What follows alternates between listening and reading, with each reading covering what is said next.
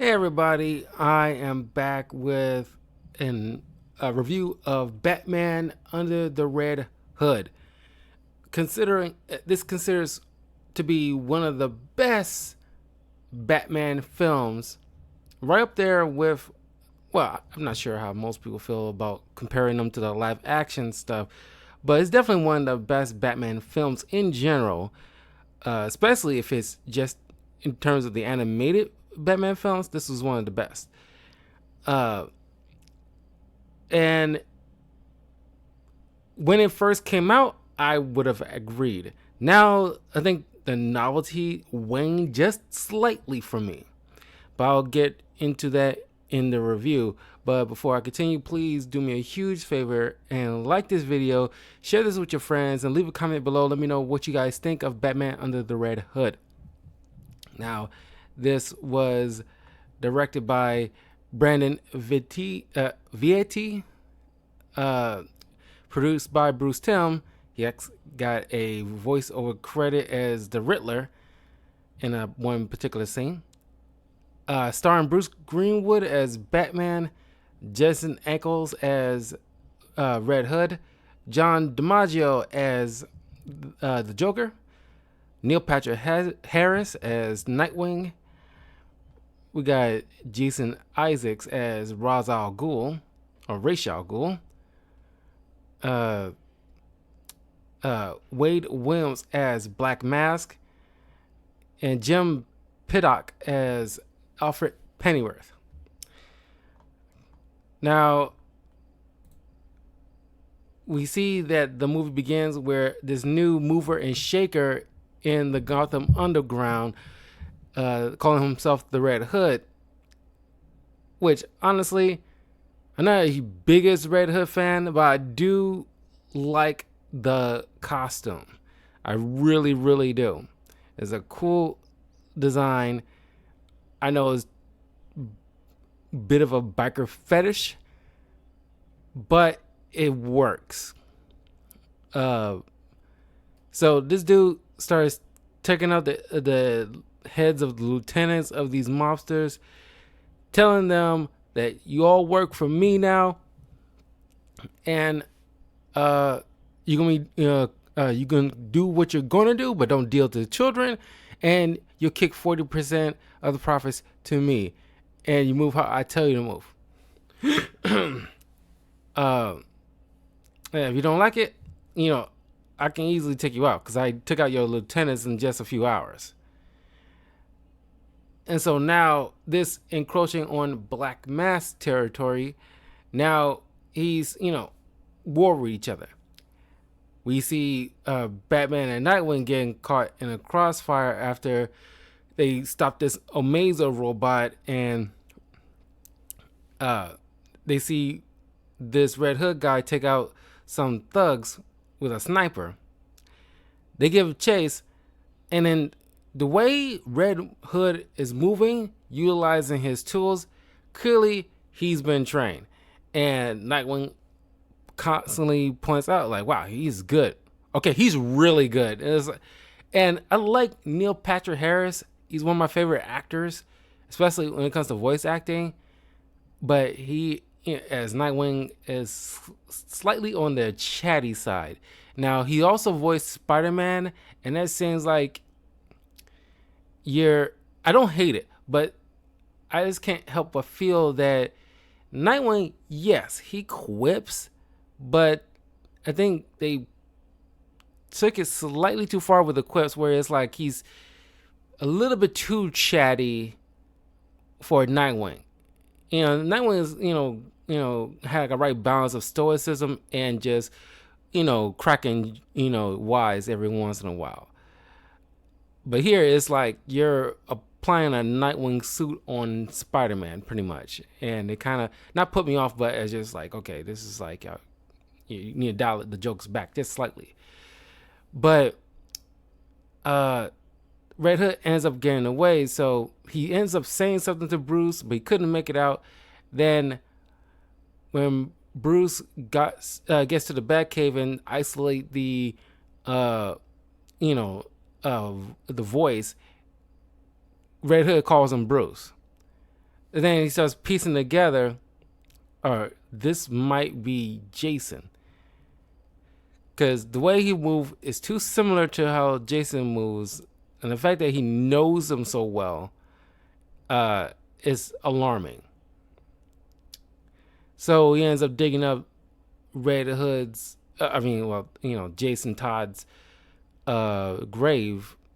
Which, by the way, this is, say years after the death in the family storyline. One of the most famous Batman stories of all time, to the point where, which is only very rare that it's happening, and comic book industry people don't do this anymore. But they literally had letters and things sent out to people to vote on whether or not Jason Todd lives or dies after the Joker, beats him with a crowbar and blows up the building he was in. Now, of course, at that time, not a lot of people liked Jason Todd because they thought, imagine how, people feel about Damian Wayne now. It's not to the same degree, but back then, Jason Todd was kind of an annoying Robin. Kind of got like just an attitude, or it's, I wasn't reading that much comics back in the day, but like I read some stuff here and there with Jason Todd. Didn't really bother me, but I guess people who was older than me, who was keeping up with those comics at the time, found him just an annoying ass. So by and large, they all voted to kill the kid off because they, mainly because probably wasn't written well at the time. Noy wasn't like given like this character enough meat to eat off of, So they end up killing the kid off, which I think now, years later, they, DC, comics, regretted that decision because, they shouldn't have like left it up to the public and, went another way with it. But it worked out in the end because it's one of those, infamous, or I would say infamous, but famous Batman stories of all time that, like Batman getting his back broken, this was a turning point for the Batman mythos.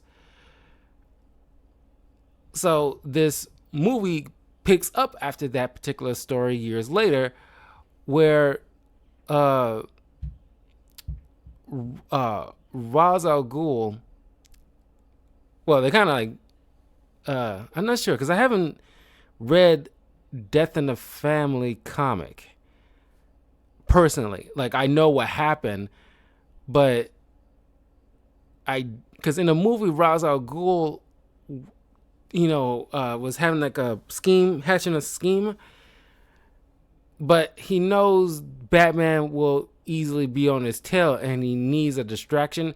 So he ends up hiring the Joker, who is the only other villain that will be the necessary distraction needed for Batman to like keep his eyes on more while he pulls off his little machinations.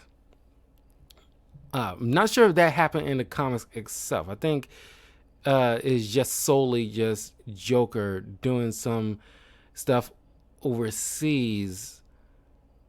At the same time, Jason Todd was, get word that his mom might be alive because he, was an orphan himself.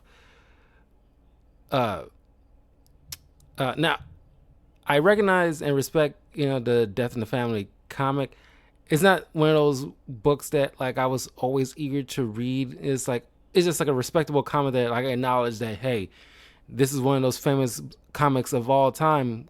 Cool, but it's like not something that I'm that interested in reading someday in the future. I'm not saying like, I'm turning my nose up at it, but it's just, not that too eager to like dive into like reading it. I gotta read this story, blah blah blah. I don't have that feeling. Someday I will, and I will do like a review of that on the channel. So Batman ends up confronting Ra's al Ghul to see like what did you do, because he was dead, now he's alive, and you're the only one capable of possibly bringing somebody back from the dead. And he admits that he teamed up with the Joker, which him and Black Mask ends up trying to recruit the Joker for their machinations. And it's like, y'all know full well about this dude. He's just pure chaos, evil incarnate chaos. And you think you can, you're the hubris of it, the fact that you guys think you can control him. That's like, there's a myriad of other villains Batman dealt with that you can properly manage to get the necessary distraction you need to deal with Batman while you do your thing. Like, I don't know. I guess they needed somebody big, that Batman will have no choice but to keep an eye on. But it's like, you could have got, well, I would say you could have gotten the Riddler, but he will just be too obsessed with leaving riddles and blowing your spot up. But I don't know. You could have gotten Penguin. You could have gotten, Two-Face. Like maybe Poison Ivy. They gotta be like decent heavy hitters, but also not completely out of their freaking mind. I don't know, Scarecrow. Literally, there's tons of other like villains you can have recruited to offer the necessary distraction that you need. But man, y'all go with the biggest dude that you know full well you can't control. That is so dumb. And considering these ain't dumb villains, Black Mask and Ra's al Ghul are very intellectually savvy. They know better. But anyway, after Joker does give the necessary distractions for Batman, but he underestimated the Joker's madness and went far out the lines of what Ra's al Ghul needed him for, like big shocker. He ends up kidnapping Jason and then beating him with a crowbar, which I'm glad this movie has like a, what was it rated? Because it has to be rated R, because there is blood here. What is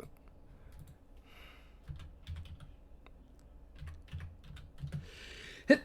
Excuse me.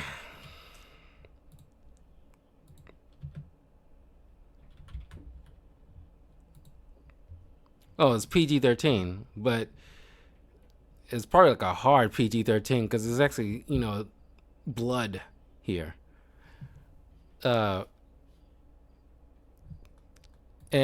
obviously implied violence. We actually see like Red Hood like off screen, but you can infer with your mind that he is beating this teenager half to death with a crowbar. And there's moments they don't really shy away, but you get it, and it's like almost tough to watch. And I'm glad they did it this way. I mean, if it was rated R, you will actually see that the hits make contact, but I think this is better, and it's just like tough to watch, and I'm glad because this provides a certain level of uncomfortableness compared to maybe the comic format, which also didn't shy too far away from the violence, but the movie kind of took it to the next level where it's like, no, this is like, Batman and Robin. Oh yeah, they stop, goons, and the Penguins, set off some, crazy ray gun and might blast the commissioner's office, and they stop them. There you go, old chum. Like, no, this is like This is real shit. It's like real Cape Crusader shit. It's like, no, this is life and death. Uh, you know, like we normally don't see in certain Batman media. There's mostly we get that, but Batman Under the Red Hood really highlights the fact that yeah, this isn't just like normal superhero stuff. They deal with whacked out criminals that won't have any compulsion to kill. They don't care if you're teenagers. It's like the thing with the Incredibles movies with Mrs. Parr tells her children like these guys won't hesitate just because you're children. And it's like this is real. This is like real superhero stuff. So Raish tells Batman that he feel bad, and yeah, sure, I normally don't shy away from blood being spilled, but when I do it, it's usually with a purpose, an ultimate goal for my machinations.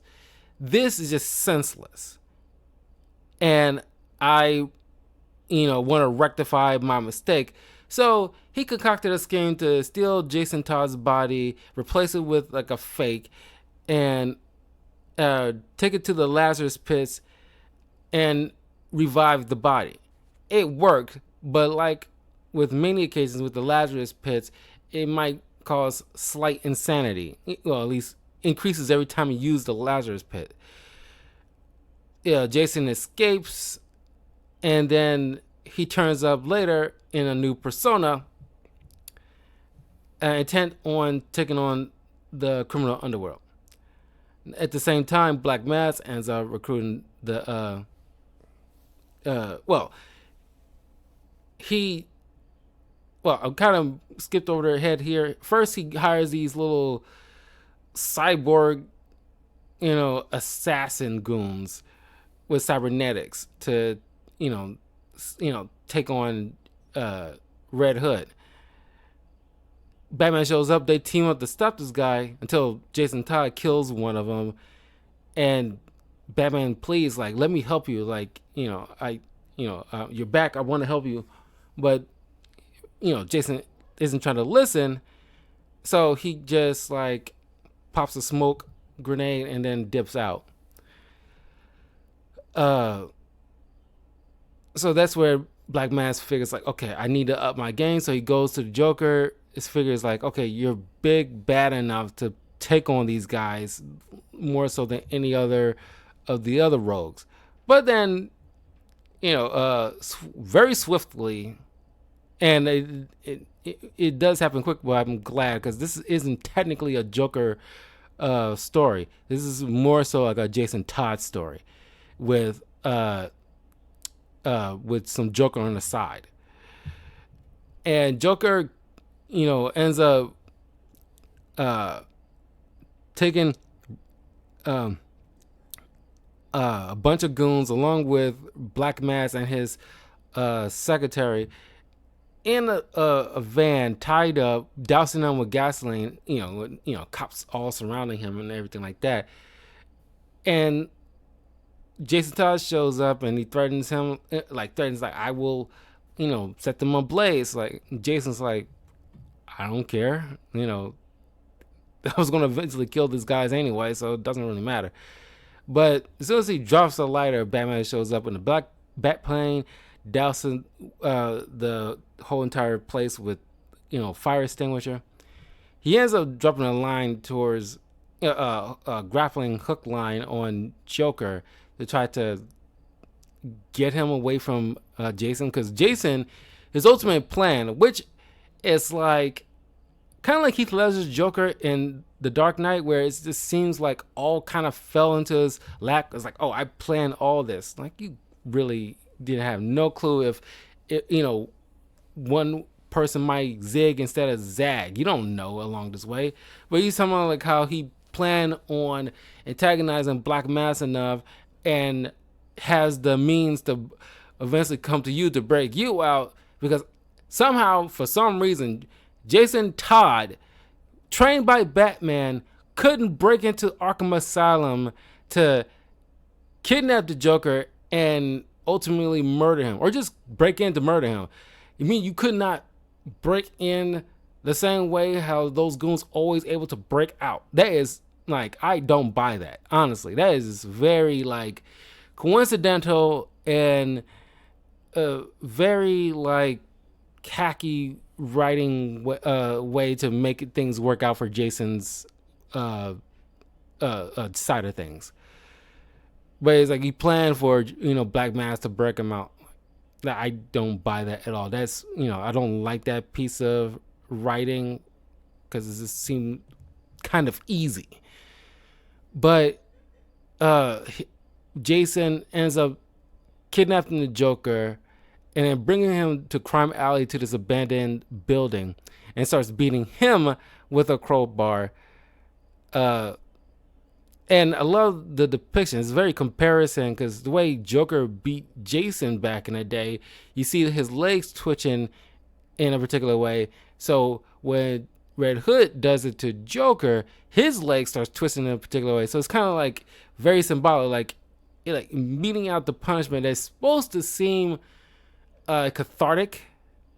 You feel better for Jason because he actually, managed to get his payback, but he clearly, the man is going off the freaking rails. No thanks to partially to the Lazarus Pit, but also the fact that even before the Lazarus Pit, we see a flashback that Jason is already kind of like, not getting unhinged, but he's not like adhering to Batman's rules. He's just kind of like an angry kid kind of thing, and he was going to at some point take things further, if not what happened. If the whole situation with the Joker crowbar situation did not happen, I'm afraid that Jason would have like taken things too far anyway. I'm pretty sure there's some kind of what if story you could have done where like that didn't happen and Jason would just gotten angrier and angrier until he just breaks away and comes back just like a different Red Hood type of variant, and just been just like a vengeful, bitter, cynical anti-hero. So Batman, ends up fighting with Red Hood, and I like the line of dialogue with Jason Echoes. It's like we're just two walking Swiss Army knives, or something like that. Just mentioning about the tools that they just pulling out of each other's little secret compartments just to try to one up each other. So Batman just, Jason cuts off, Batman's utility belt while Batman used like a tiny little flare on Jason's jacket. So they pretty much like operate on little tools. So they just rely on kind of fisticuffs. And there's like fight in the bathroom. It was very intense where it's just like they just beating the shit out of each other. But of course Batman's better and he just beats the shit out of this kid. But he's like, there's weight to it, not just by physical punches, but just like a father has to like, hurt, like punish his son in a way. I hate to put it in that front, but just like, this kid is not going to get it through talking, despite him trying to come with him through non-confrontational ways.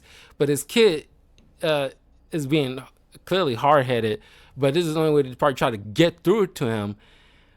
But then Jason he holds a gun to Bruce and tells him, like, look, I forgive you for what happened to me, but what I can't forgive, the fact that you still let this piece of crap live. Because if he would have pulled that kind of stuff on you, I would have scoured the earth to put this monster down. And Batman tells him, like, no, that's not how we do things. Like, you don't think I always wanted to kill him? Like, every time I deal with this guy, that's all I want to do.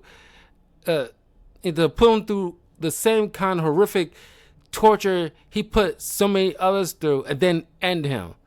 And of course, you get like because the Joker, John DiMaggio is a great voice actor, but his Joker, for the most part, is very low in the totem pole in terms of all various people who play the Joker in some capacity.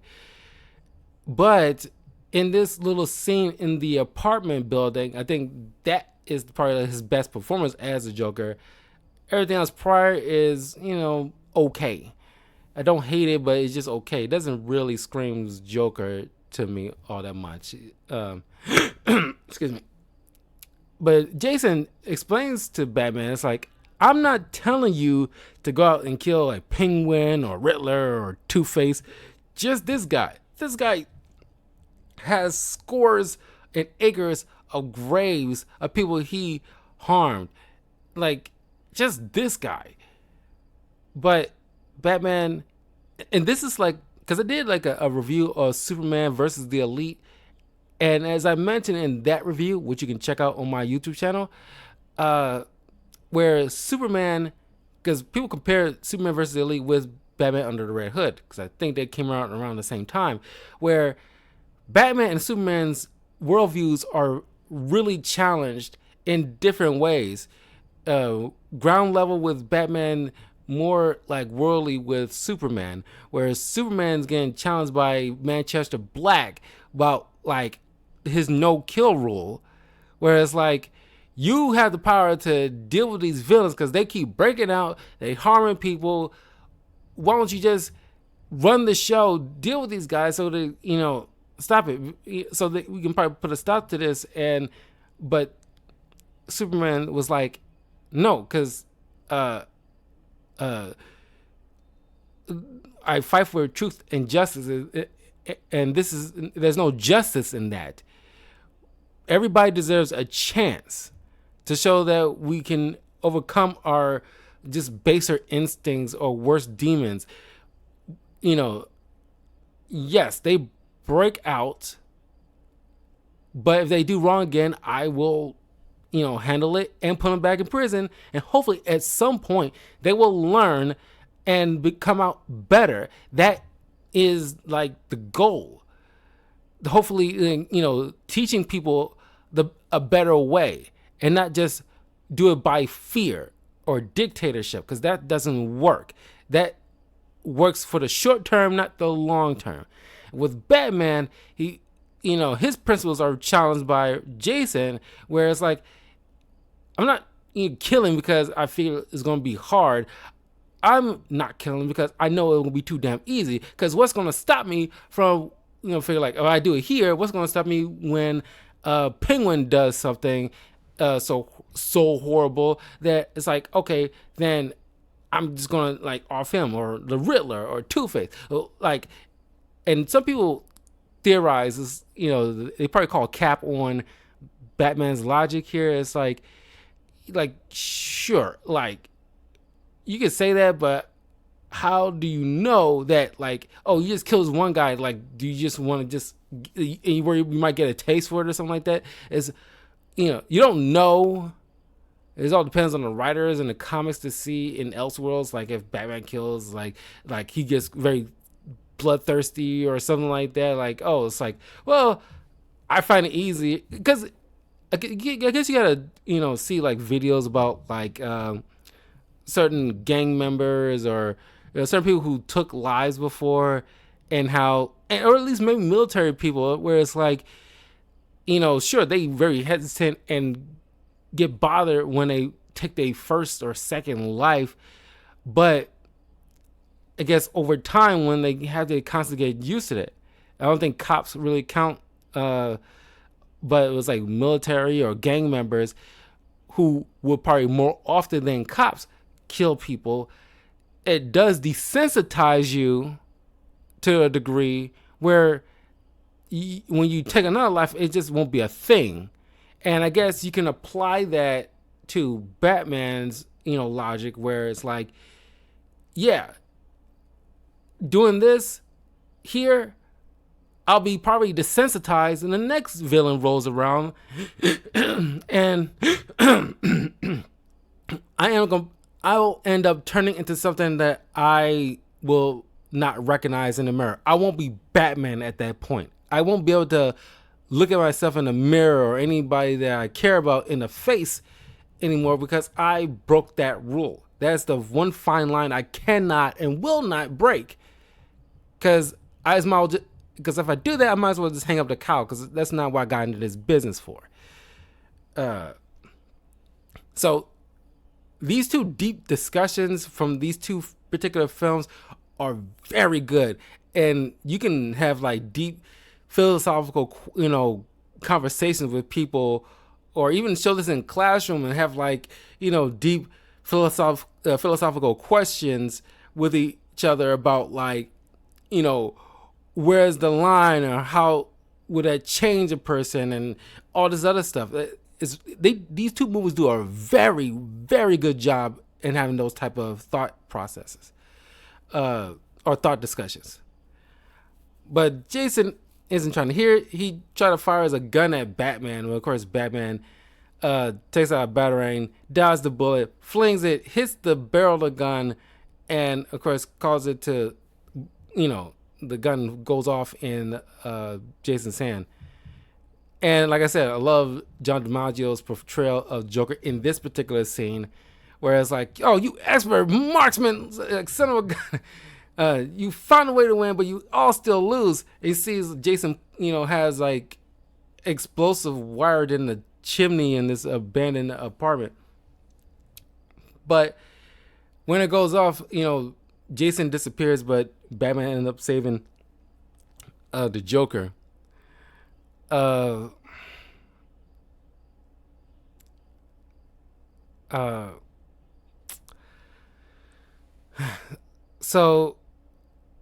the movie ends with Batman going out on patrol while Alfred looks on in nostalgia to see a little flashback of Jason, a young Jason, trying on his tights for the first time. It's talking about it's going to be the best day of his life. And yeah, it ends on a very somber note. So it is still a very good film.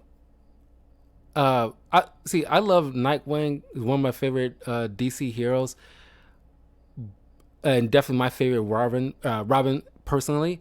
But I wish he had more to do in this film, because we're gonna include a previous Robin, because he gets injured in the leg in one of the the second Red Hood attacks. So he's pretty much put out of commission, but that's kind of lame, because like, why did you bother to even add Nightwing to this film if he wasn't going to offer some type of 2 cents in, considering he was the first Robin, and like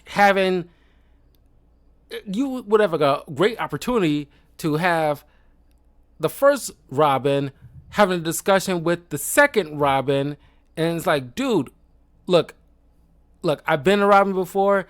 I know you're probably going through some stuff. It's like, it probably took a toll, but we allow me to let us help you, man, and just have some kind of deep discussion. You got Neil Patrick Harris. Why bother bringing in Nightwing and hiring Neil Patrick Harris? You could have just took Nightwing out of this entire thing. Would not really mess up the whole story at all. I think that was a waste. In terms of voice actors in general, I think Neil Patrick Harris, regardless of the whole Nightwing situation, I think he did a great job, along with Jason Eccles. People say I want Jason Eccles as live action Batman. I personally think he's a better Jason Todd, and he should just be the Jason Todd when it comes to a lot of DC related content.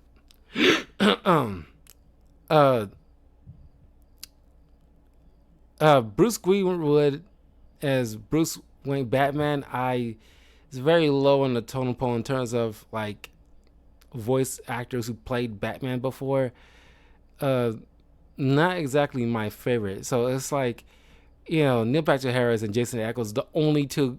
Like, not saying like all the other voice actors are crap or anything like that. They are good in their own right, but these two were the only standouts in my opinion.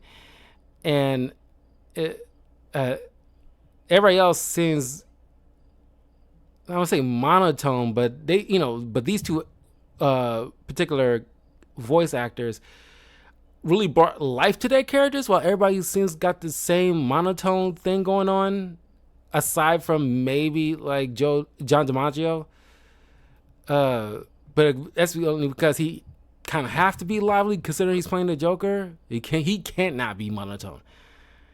Uh, but it, but other than that, and my other criticisms that I pointed out, it's still a pretty solid film and deserved the accolades it got, especially the fact that it has like a theme to this in terms of challenging Batman's code of the whole no killing rule, and how it kind of in like with Superman versus Elite, their ideals are seemingly outdated in this kind of modern world, because that part would have played in like the 30s, 40s, all the way up to maybe like in the 80s. But in terms of like mid 2000s plus, it's like they probably deemed it outdated, which is not. It's just certain things should just remain true no matter the time frame. But yeah, this is a short little review. But the next Batman movie review I will be doing is Batman Ninja. But I have some other commitments that I'm gonna be getting into, personal wise, like work wise, I should say. So there might be a few things slightly delayed. So bear with me on that. But so I'll figure out after Batman Ninja what else I'm gonna do a review on, because I gotta make sure I get at least a few things done before October rolls around, because August 1st I went to the store, all of a sudden there's already Halloween stuff posted. Like, my God, man, this gets get earlier and earlier and earlier. Pretty soon next year, as soon as July 4th is over, they start putting like Halloween stuff in the stores, and it's like, God, Lee, just give it a minute. But anyway, I'll see you guys in a couple of days. Like I said, I'm gonna be doing I'm going to the theater to see the Borderlands movie tomorrow, so look forward to that review this coming Saturday. But at any rate, I will see you guys soon. Take care. Have a pleasant evening. Bye.